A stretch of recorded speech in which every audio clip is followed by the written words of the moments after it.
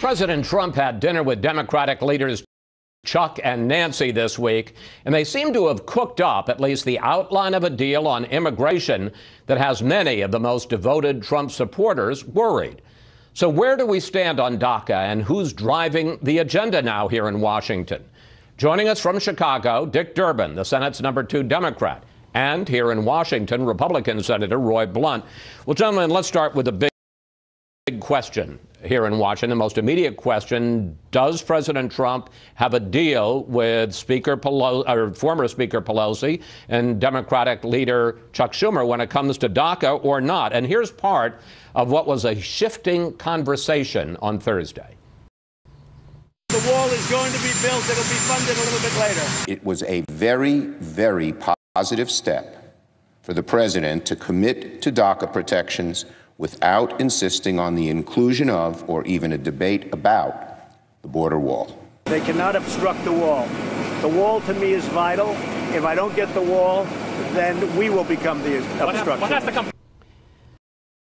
Senator Durbin, I want to push on two specific points. Is there a deal to protect the Dreamers without funding for the wall? And is there a deal to give the Dreamers a path to citizenship? Well, there's a basic understanding. Chuck Schumer, Nancy Pelosi met with the president Thursday night. They came to a basic understanding without the details, without the obvious negotiations that have to follow. And then Chuck and Nancy said to the president and the White House, we're going to put out a press release so it's clear on both sides what we've agreed to. They did exactly that. There was great pushback from the right. They didn't like the parameters of this understanding. And there's been a lot of conversation since. But we're going forward. We're going forward with the understanding that we can work with the White House to come up with an agreement that includes DACA, that includes citizenship for those who are protected under the DREAM Act, and also has a substantial commitment to increased border protection. Those are the two pillars of this understanding. And very briefly, in this understanding, do you believe that the president committed to those pillars over Chinese food on Wednesday night? Yes. That's pretty brief. Okay, Senator Blunt, the president seemed to walk away from at least the citizenship part of this deal later on Thursday. Let's take a look at that. We're not talking about amnesty at all. We have not talked about amnesty. There'll be no amnesty. We're not talking about that as part of the transaction. So, Senator, help us clear this up, because, I mean, there's genuine confusion here in Washington. Do you believe that there's a deal on these issues, and is this something that Republican senators could support? Well, I think there's a desire to come to a conclusion here on both sides, and Senator Durbin just mentioned border security as part of the understanding, but the details haven't been worked out. Another thing that he mentioned, well, the details here matter. You know, there have always been three separate questions in my view. One is, how do you secure the border? Two is, what are the legitimate workforce needs of the country? And three, what do you do with people who came or stayed, or in the case of the Dreamers, were brought to the country illegally? I think it'd be very short-sighted not to try to do all we can to solve the first problem, and the president has unbelievable credibility here. If you solve the first problem, the other problems I think are reasonably solvable. We're seeing that happen as people want to come together and deal with the issue of kids who were brought here illegally, but you're not going to be able to solve these problems in a satisfactory way unless you give the president the leeway he needs to be able to at some point in the future say the border is now operationally secure. That allows everybody to move to solve these other problems in a better way, Chris. But again, briefly, and I hope you'll be as brief as Senator Durbin is, giving him leeway to secure the border, does that have to include funding for the wall, specifically funding for the wall as opposed to other measures? And secondly, citizenship for Dreamers. It appears it would not preclude the wall, but it doesn't have to include the wall at this point, I don't think. There are lots of things that have to happen to secure the border. In terms of citizenship, does that mean you wouldn't have to take the test that everybody else takes? How long would you have to be here under the Dreamer? There are lots of things that can and will be worked out there. All right, let's turn to the bigger issue, which is whether or not President Trump is forming a new alliance with congressional Democrats at the expense of Republicans. Here was what the president had to say about that on Air Force One. If the Republicans don't stick together, then I'm going to have to do more and more. If they're unable to stick together, then I'm going to have to get a little help from the Democrats, and I've got that, I'll tell you. Senator Blunt, given the failure of Senate Republicans to pass Obamacare repeal and replace, isn't it wise for this president to go to Democrats and look for some votes? Well, I think the minority can't abuse the rules of the Senate, but under the rules of the Senate, you have to have some Democrats work with you to get most things done. The 10 years I was either the chief deputy whip or the whip in the House, we passed 2 bills in 10 years that didn't have Democrats vote for them. That's part of the work. That's how you get the work done here in a way that allows everything else to move forward. So looking for Democrats on every bill is a good idea, but making it impossible to get your work done because you've lost your own side is not part of that either. Senator Durbin, do you think that there is the potential for a real, not permanent, but working alliance between President Trump and congressional Democrats?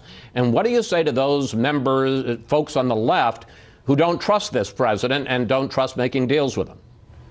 Well, of course, there'll be people on the right and left who'll be critical, but Senator Roy Blunt and I are good examples of how this can work. I have joined him and applauded his leadership in dramatically increasing biomedical research in the United States on a bipartisan basis. Lamar Alexander, Patty Murray joined us.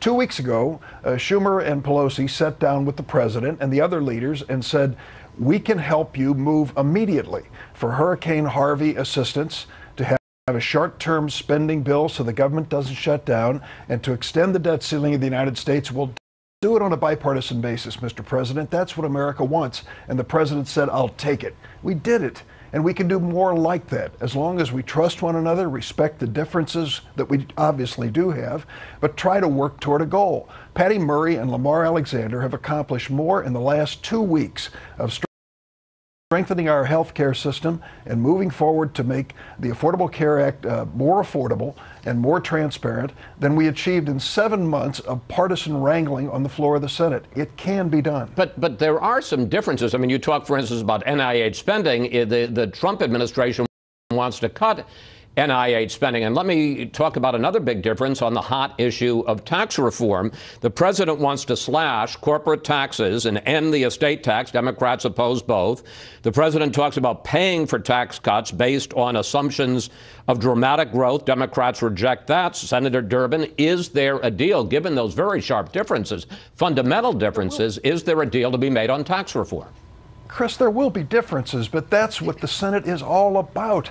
Sitting down with Democrats and Republicans, and the Republicans are in the majority, and really working out an amendment process that comes to a conclusion where both sides have to compromise to some degree. That's where you get the best legislation, and that's where you get something the American people can trust. Jamming something through on one side or the other is just not the way to achieve it. We proved that with the repeal and replace. That did not achieve what America wanted: a stronger health care system with more people with insurance coverage and quality insurance policies they can trust. Senator Blunt, what are the implications of all this for the 2018 midterm elections? You had the president out on the stump recently with North Dakota Senator Heidi Heitkamp. This is somebody who is a vulnerable Democrat, one of the prime targets for Republicans to knock her off in 2018. The president's saying nice things about her. When you add that to the president appearing to compromise on some of his basic campaign pledges, couldn't this hurt Republicans in 2018? Well, on the tax front, it's very important we get something done that increases take-home pay for working families. That we're almost into a decade now of very flat opportunities for families with their take-home pay. A tax bill that increases take-home pay and in the future creates better jobs with more take-home pay, with more pay to start with, is where we should be headed. We ought to be looking for anybody who wants to be part of that. But you know, 46 Democrats sent a letter to the president that said, we'd be glad to work with you as long as you don't do these 3 things that you think are important parts of a tax package. That's not a good way to start. Finally, Senator Blunt, and I got about a minute left, there was more violent protest in St. Louis overnight. People angry about the acquittal of a white police officer who was charged with murder in the death of a black drug suspect. I know everyone opposes the violence, but even the mayor of St. Louis said she was appalled by the shooting and appalled by the verdict. So what's your reaction to the situation there and the clear anger of a lot of people in the African-American community? Well, I talked yesterday to the police chiefs that are involved in what the chiefs are doing. I also talked to a number of community leaders and African-American pastors. I do think this is a place where we have to figure out how to come together. You do have to accept what the judge who has the obligation to look at this case determined, but at the same time you have to look at what we need to do to bring the community together in ways that both, I think, law enforcement and community leaders have been trying to do, particularly since Ferguson. This happened before that happened, and we just need to continue to watch this. The division in the country, whether it's St. Louis or Baltimore, is not a good thing, and we all need to be working hard to make our system work. Senator Blunt, Senator Durbin, thank you both. We'll stay on top of how all of this work between the president and Chuck and Nancy plays out in Congress. Thank you all, gentlemen. Coming up, we'll bring in our Sunday group to discuss President Trump's new search for votes on both sides of the aisle. Plus, what would you like to ask the panel about the president's potential deal to protect dreamers without getting funding for the border wall? Just go to Facebook or Twitter at Fox News Sunday, and we may use your question on the air.